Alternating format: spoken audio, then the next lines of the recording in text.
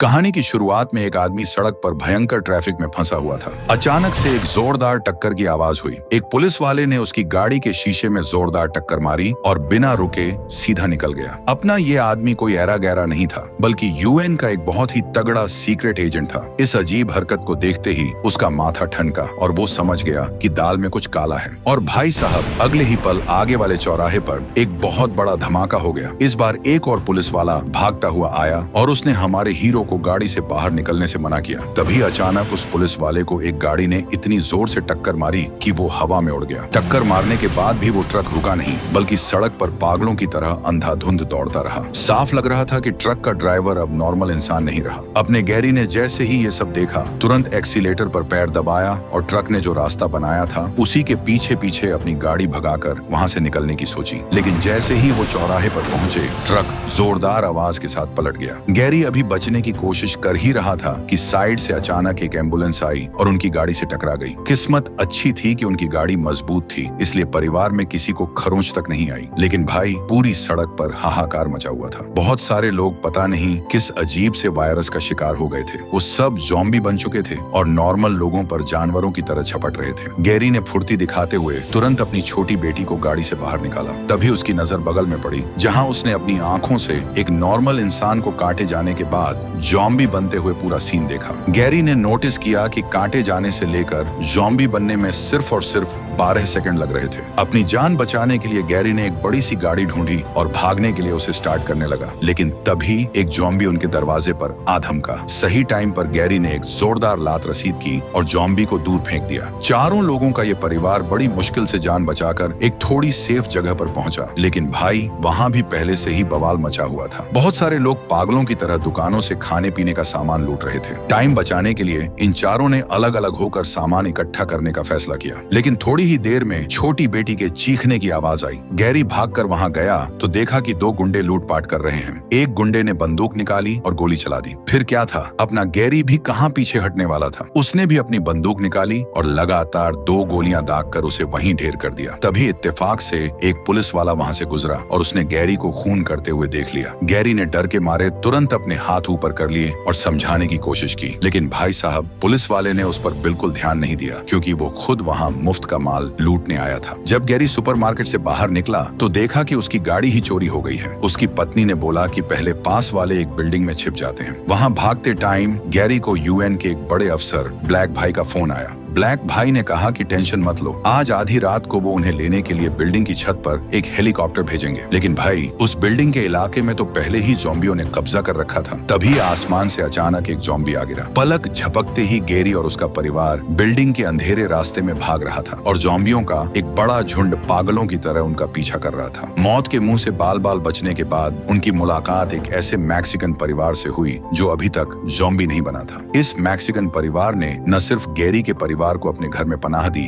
बल्कि अपना खाना भी उनके साथ शेयर किया। अगली सुबह गैरी का परिवार वहां से निकलने की तैयारी करने लगा। वो चाहते थे कि मैक्सिकन परिवार भी उनके साथ चले, लेकिन उस आदमी ने मना कर दिया। उसे लग रहा था कि कोई भी जिंदा छत तक नहीं पहुंच पाएगा। गैरी ने भी ज्यादा जिद नहीं की। फिर उसने अपना जुगाड़ तैयार करना शुरू किया। अपनी बंदूक के आगे एक चाकू बांधा और टेप से अपने हाथ पर मैगजीन बांध ली ताकि कोई ज़ॉम्बी काटे तो दांत न गड़े। पूरी तरह तैयार होने के बाद गैरी अपने परिवार को लेकर कमरे से बाहर निकला और छत पर जाने के लिए सीढ़ियों की तरफ चल दिया। लेकिन तभी एक ज़ॉम्बी आ गया, जिसे तुरंत उसने एक गोली में ढेर कर दिया। गन की आवाज सुनकर 2 और ज़ॉम्बी पीछे लग गए। गैरी अपनी पत्नी के साथ लगातार भागता रहा और जब उसने देखा कि अब बहुत पास आ गए हैं, तब उसने सीधा अलमारी उन पे धकेल दिया और आगे बढ़ता रहा। फिर अपने बच्चों को अपना बैग दिया और अकेले ही ज़ॉम्बी से भिड़ गया। परिवार जल्दी ही छत पर पहुंच गया। औरत ने तुरंत एक फ्लेयर जलाया, जिससे इनका लोकेशन पता चल गया। अचानक गैरी छत पर आया और सीधा बिल्डिंग के किनारे जाके खड़ा हो गया और गिनती गिनने लगा। पूरे 12 सेकंड गिनने के बाद उसकी जान में जान आई। असल में ज़ॉम्बी का खून उसके मुंह में चला गया था। तभी हेलीकॉप्टर भी आ गया। गैरी तुरंत दौड़ा और दरवाजे को कसकर दबाया ताकि ज़ॉम्बी बाहर ना आ सके। जल्दी ही उसका परिवार हेलीकॉप्टर में बैठ गया। आर्मी की मदद के बाद वो तुरंत दौड़ा और वो भी हेलीकॉप्टर में बैठ गया। इसके बाद परिवार को तुरंत यूएन के एक बहुत बड़े पानी वाले जहाज पर पहुंचा दिया गया। यूएन के बड़े अफसर ब्लैक भाई काफी देर से उनका वेट कर रहे थे। परिवार को सही सलामत सेटल करने के बाद ही ब्लैक भाई ने गैरी को सारी सच्चाई बताई। उसने बताया कि भाई,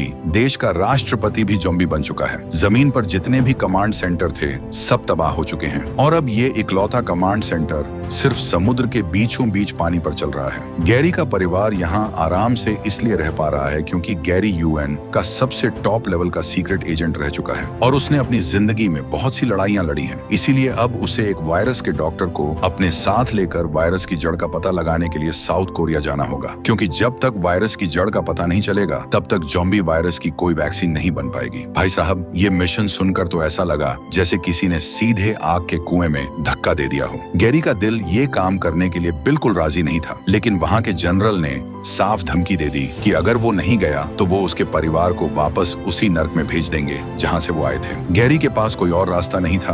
बेचारे को भारी मन से अपनी पत्नी को अलविदा कहना पड़ा, लेकिन एक सीक्रेट एजेंट होने के नाते गैरी का दिमाग बहुत तेज चलता था, इसलिए उसके जिंदा बचकर आने के चांस बहुत ज्यादा थे। जल्द ही वो उस वायरस वाले डॉक्टर के साथ एक फ्लाइट में साउथ कोरिया के लिए उड़ गया। वहां पहुंचने के बाद फ्लाइट के कैप्टन ने उन्हें बताया कि एयरपोर्ट पर अब कोई पुलिस या सिक्योरिटी नहीं है, क्योंकि ये जगह बहुत पहले ही ज़ॉम्बियों के कब्जे में आ चुकी है। प्लेन के रुकते ही सब लोग बाहर निकलकर वहां की बैकअप टीम से मिलने की तैयारी करने लगे। गैरी ने उस डॉक्टर को अपनी सुरक्षा के लिए एक पिस्तौल दे दी, लेकिन जैसे ही वो प्लेन से बाहर निकले उन पर ज़ॉम्बियों ने सीधा हमला कर दिया। ये वायरस वाला डॉक्टर भी एकदम डरपोक निकला। वो मुड़कर वापस प्लेन की तरफ भागना चाह रहा था, लेकिन हड़बड़ी में अगले ही पल उसने गलती से खुद को ही गोली मार ली और वहीं ढेर हो गया। ठीक उसी टाइम उन्हें लेने के लिए स्पेशल फोर्स की टीम वहां पहुंच गई। गैरी के पास कोई और चारा नहीं था। वो उनके पीछे पीछे गोलियां चलाता हुआ घेरा तोड़कर आगे बढ़ा और फिर वहां के सेफ बेस में घुस गया। बेस के अंदर जाकर गैरी ने वहां के कैप्टन को बताया कि अभी जिस आदमी ने डर के मारे खुद को गोली मारी वही हमारा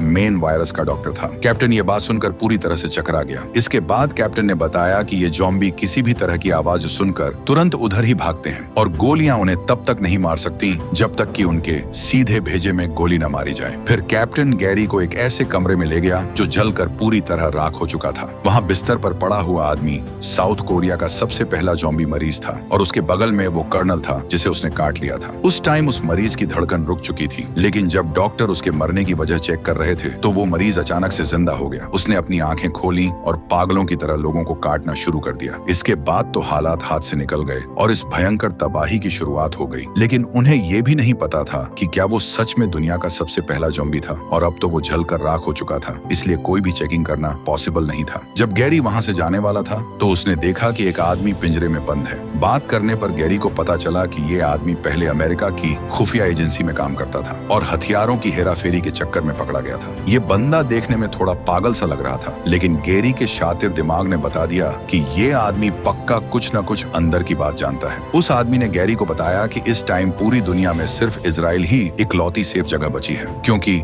वहां के नेता को पहले ही इस वायरस की भनक लग गई थी और उन्होंने 100 मीटर ऊंची एक बहुत बड़ी दीवार बनवा दी थी ताकि ज़ॉम्बी बाहर ही रहें। हालांकि इस बात पर पूरा भरोसा नहीं था, फिर भी गैरी को लगा कि एक बार इजराइल जाकर चेक करना चाहिए। उनका प्लेन जल्द ही उड़ चला और पूरी रात हवा में रहने के बाद वो इजराइल के ऊपर पहुंच गए और भाई साहब, वहां सच में सब कुछ एकदम सेफ था। सेफ लैंडिंग करने के बाद गैरी ने कैप्टन को प्लेन में ही रुकने और किसी भी टाइम उड़ने के लिए तैयार रहने को कहा और खुद यूएन की अपनी पावर का इस्तेमाल करके वहां के प्रभारी से जा मिला। गैरी ने सीधे पूछा कि भाई, तुमने वायरस का इतनी जल्दी पहले से कैसे पता लगा लिया? प्रभारी ने भी कुछ नहीं छिपाया। उसने बताया कि उन्हें एक भारतीय जनरल का एक मैसेज मिला था जिसमें लिखा था कि भारत ज़ॉम्बियों से जंग लड़ रहा है। हालांकि उन्हें इस बात पर ज्यादा यकीन नहीं हुआ था, लेकिन फिर भी अपनी सेफ्टी के लिए उन्होंने एक बहुत ऊंची दीवार खड़ी कर ली। इसके बाद प्रभारी गैरी को पूरा इलाका दिखाने ले गया। उसने बड़ी कॉलर टाइट करके बताया कि वो लगातार बाहर के लोगों को अंदर पनाह दे रहे हैं, क्योंकि आखिर हर एक इंसान को बचाने का मतलब है दुनिया में एक ज़ॉम्बी कम होना। तभी एक हेलीकॉप्टर चेकिंग करने के लिए ऊंची दीवार से बाहर की तरफ उड़ा। दीवार के अंदर और बाहर की दुनिया एकदम अलग थी। दीवार के बाहर तो ऐसा लग रहा था जैसे ज़ॉम्बियों की कोई भयंकर रैली चल रही हो। पैर रखने की जगह नहीं थी और दीवार के अंदर जिन लोगों की जान बचाई गई थी वो लोग खुशी के मारे माइक पकड़कर जोर जोर से गाने गा रहे थे। वो लोग माइक पर गा रहे थे,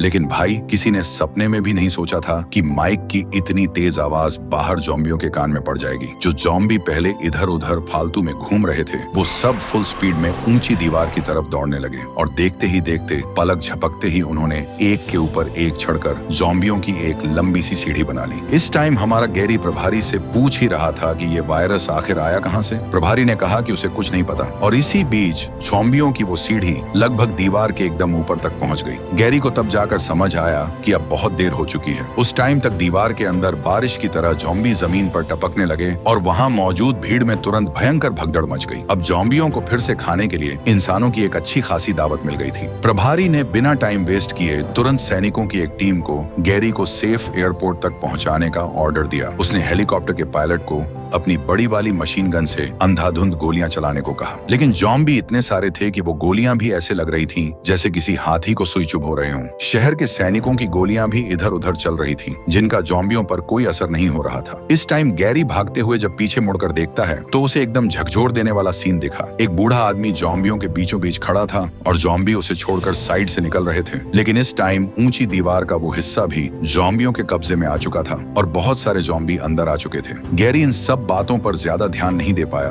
उसे बस अपनी जान बचाकर भागना था। अचानक एक सैनिक का ध्यान भटका और ज़ॉम्बियों ने उसे खींच लिया। उस सैनिक को समझ आ गया कि अब वो बचने वाला नहीं है। उसने बिना सोचे सीधे अपने ग्रेनेड की पिन निकाली और एक जोरदार धमाके के साथ ज़ॉम्बियों के साथ साथ खुद के भी चीथड़े उड़ा लिए। लेकिन इससे पहले कि कोई चैन की सांस ले पाता, ज़ॉम्बियों की एक और भयंकर सुनामी आ गई। अब पीछे हटने का कोई रास्ता नहीं बचा था, इसलिए सब लोग जान बचाने के लिए तुरंत पास के एक घर में घुस गए। तभी गैरी ने एक और हैरान करने वाला सीन देखा। कैंसर का इलाज करवा चुके एक छोटे से बच्चे को भी ज़ॉम्बी बिल्कुल नहीं छू रहे थे। ऐसा लग रहा था कि ये ज़ॉम्बी खाने के मामले में बहुत नखरे वाले हैं। गैरी के दिमाग की बत्ती जली और उसे कुछ कुछ समझ आने लगा। लेकिन भाई इस टाइम कोई एक्सपेरिमेंट करने का टाइम थोड़ी था। पीछे से आ रही ज़ॉम्बियों की खतरनाक भीड़ को रोकने के लिए सैनिक ने 2 ग्रेनेड फेंके। 2 जोरदार धमाके हुए और थोड़ी देर के लिए मामला शांत हो गया। तभी एक लेडी सोल्जर आगे बढ़कर चेक करने लगी। अचानक से एक ज़ॉम्बी ने गैरी को काटने की कोशिश की। लेडी सोल्जर ने अपनी पूरी ताकत लगाकर उस ज़ॉम्बी को दूर फेंक दिया। लेडी सोल्जर ने फिर से लगातार 2 गोलियां चलाई, लेकिन इस धक्का मुक्की में उस ज़ॉम्बी ने लेडी सोल्जर को काट लिया। गैरी ने 1 सेकंड की भी देरी नहीं की, तुरंत अपना धारदार चाकू निकाला और एक ही झटके में उसका हाथ काटकर अलग कर दिया। फिर जल्दी जल्दी सेकंड गिनते हुए उसके कटे हाथ पर पट्टी बांधी। भगवान का शुक्र था कि वायरस शरीर में फैलने से वहीं रुक गया। फिर जैसे ही वो सब उस बिल्डिंग से बाहर निकले और भागने के लिए हेलीकॉप्टर में बैठने वाले थे तो देखा कि हेलीकॉप्टर तो नीचे उतर ही नहीं सकता। उसके ऊपर छोटे छोटे ज़ॉम्बी लटके हुए थे। देखते ही देखते हेलीकॉप्टर हवा में डगमगाने लगा और फिर वहीं पर ब्लास्ट हो गया। गैरी के पायलट ने जब सुना कि जो हेलीकॉप्टर उन्हें लेने आ रहा था वो क्रैश हो गया है तो भाई साहब वो सीधा वहां से दुम दबाकर रफू चक्कर हो गया। बाप रे बाप, इस टाइम पूरा का पूरा शहर एक नर्क बन चुका था और ज़ॉम्बी पूरी सड़क पर खुलेआम घूम रहे थे। जब तक गैरी भागकर एयरपोर्ट पहुंचा उसका प्लेन हवा में उड़ चुका था। शुक्र है कि एकदम लास्ट मोमेंट पर उन सब ने मिलकर एक पैसेंजर प्लेन को रोक लिया और किसी तरह अपनी जान बचा ली। प्लेन के अंदर गैरी को अचानक उस बूढ़े आदमी और बच्चे की याद आई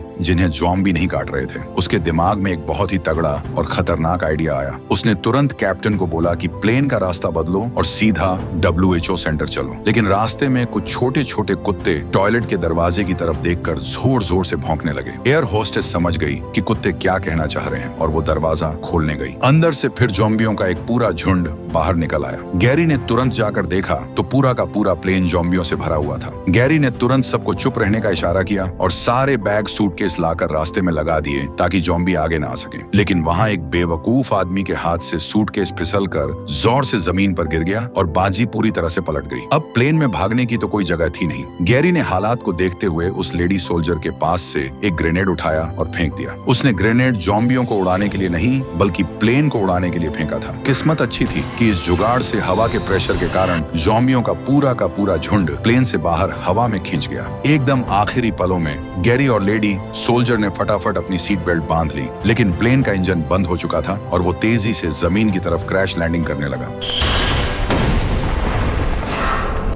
जब गैरी को होश आया तो उसने देखा कि उसकी कमर में लोहे का एक नुकीला टुकड़ा घुसा हुआ है। अच्छी बात यह थी कि लेडी सोल्जर अभी भी जिंदा थी। दोनों एक दूसरे को सहारा देते हुए आधा दिन तक पैदल चले, तब जाकर वो पास के WHO सेंटर पहुंचे। गैरी तो दरवाजे के अंदर घुसने से पहले ही बेहोश होकर गिर पड़ा। उधर UN के उस कैप्टन का गैरी से कोई कांटेक्ट नहीं हो पा रहा था। उसे लगा कि गैरी मारा गया है, इसलिए उसने बहुत ही घटिया हरकत की और सीधे उसके परिवार को अपने जहाज से निकालकर एक रिफ्यूजी कैंप में फेंक दिया। कुछ दिनों बाद जब गैरी को होश आया और उसे पता चला कि उसके परिवार को वहां से निकाल दिया गया है, तो उसे भयंकर गुस्सा आया। उसने सोच लिया कि अब वो ये काम छोड़ देगा, लेकिन फिर गैरी ने सोचा कि पूरी दुनिया के इंसान अभी भी उसके भरोसे बैठे हैं, इसलिए उसने अपना गुस्सा थूका और वापस काम पर लग गया। उसने WHO के डॉक्टरों को बताया कि ये ज़ॉम्बी सिर्फ उन लोगों को चुन चुन कर काटते हैं जो एकदम फिट और स्वस्थ होते हैं, और जो लोग बीमार होते हैं उन्हें ये इग्नोर कर देते हैं। गैरी के दिमाग में एक ढांसू आइडिया था। उसने सोचा कि क्यों ना लोगों के शरीर में एक ऐसा खतरनाक वायरस डाल दिया जाए जिसका इलाज किया जा सकता हो। इससे ज़ॉम्बियों को लगेगा कि ये लोग बीमार हैं और वो उन पर हमला नहीं करेंगे। डॉक्टरों को भी ये आइडिया एकदम सही लगा, और सबसे अच्छी बात ये थी कि उनके पास टेस्ट करने के लिए एक ज़ॉम्बी भी मौजूद था। लेकिन मुसीबत ये थी कि वायरस के सैंपल भी सेक्शन की लैब में रखे थे, जो बहुत पहले ही ज़ॉम्बियों का अड्डा बन चुका था। लेकिन भाई,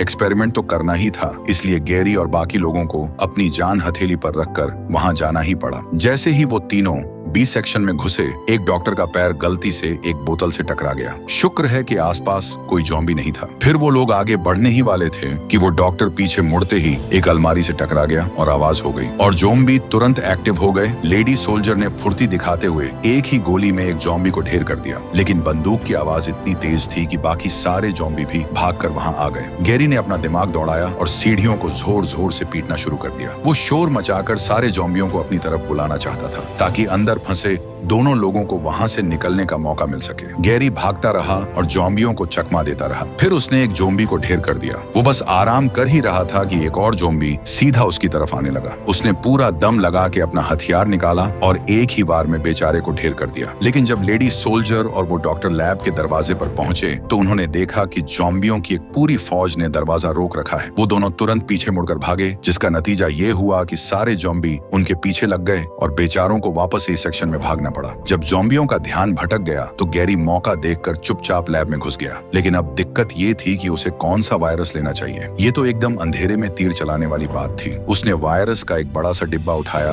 और जाने लगा। लेकिन जैसे ही वो दरवाजे से बाहर निकलने वाला था, एक खूंखार ज़ॉम्बी दरवाजे पर आकर खड़ा हो गया। गैरी समझ गया कि अगर उसने जबरदस्ती बाहर निकलने की कोशिश की तो पक्का बाकी ज़ॉम्बी भी वहां आ जाएंगे। उसने एक बहुत ही तगड़ा फैसला लिया और खुद पर ही एक्सपेरिमेंट करने की ठान ली। लेकिन इसमें रिस्क बहुत बड़ा था। उसे नहीं पता था कि ये जुगाड़ काम करेगा या नहीं। अगर उसने गलती से कोई जानलेवा वायरस लगा लिया तो उसका खेल वहीं खत्म हो जाएगा। इसलिए उसने कैमरे पर अपने परिवार के लिए एक आखिरी मैसेज रिकॉर्ड किया और बिना कुछ सोचे समझे एक वायरस उठाकर खुद को इंजेक्शन लगा लिया। थोड़ी देर इंतजार करने के बाद उसने वायरस का वो डिब्बा उठाया और सीधे बाहर की तरफ चल दिया। और भाई साहब, जादू हो गया। ज़ॉम्बी सच में उसे नहीं काट रहे थे। वो उनके बीच से ऐसे निकल रहा था जैसे कोई मिस्टर इंडिया बन गया हो। फिर गैरी ने आराम से एक कैन कोला पिया और फिर वेंडिंग मशीन को तोड़कर जोरदार शोर मचाया। ये बिल्कुल वैसा ही था जैसे हजारों ज़ॉम्बियों की भीड़ के बीच से सीना तान कर गुजरना और शरीर पर एक खरोंच तक न आना। भगवान का लाख लाख शुक्र था कि गैरी ने जो वायरस खुद को लगाया था उसका इलाज हो सकता था। लास्ट में वो रिफ्यूजी कैंप में अपनी पत्नी से जाकर मिला।